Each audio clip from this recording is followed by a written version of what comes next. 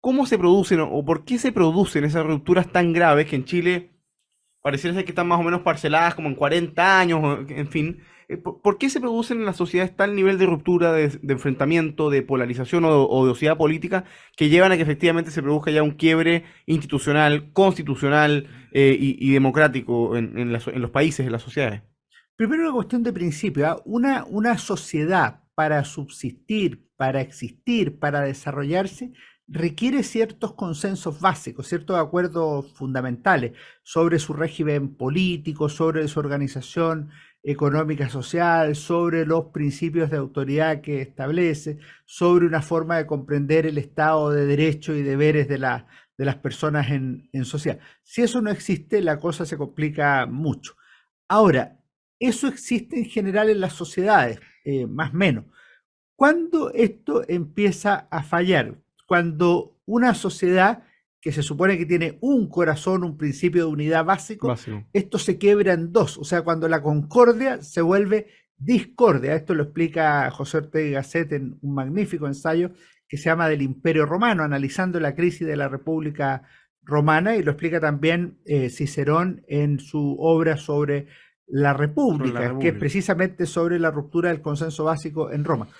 Ahora, ¿cuál es la clave que ha ocurrido en Chile? Tú cuando miras la guerra civil del 91, los golpes militares del 24, Y 25, 25. el 11 de septiembre de 1973 y parcialmente el 18 Octubre. de octubre del Mm. 2019, tú ves que se dan las siguientes cuestiones. Primero, hay grados crecientes de polarización y odio político, o sea, el adversario ya empieza a ser visto como Como enemigo y enemigo. Mm. ocurren otras cuestiones de esa gravedad.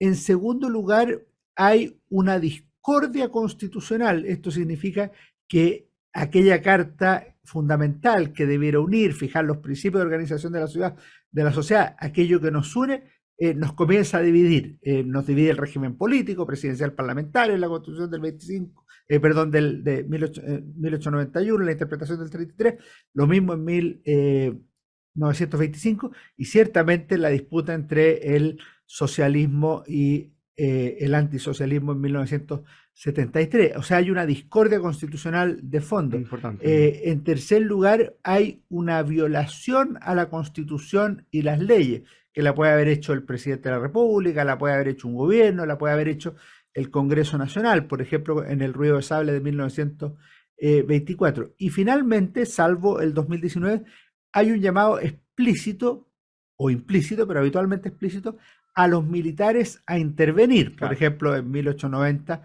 el presidente Balmaceda convoca a los militares a cogobernar, lo mismo hace el presidente Arturo Alessandri y ciertamente lo hace el presidente Salvador Allende en 1972. Entonces ahí tú tienes una serie de factores que van conduciendo no solo ya a la división, que es preexistente, sino al quiebre, que es una consecuencia de esa división. Termino con una cosa. ¿Tú sabes cuál es la consecuencia de cuando se produce el quiebre?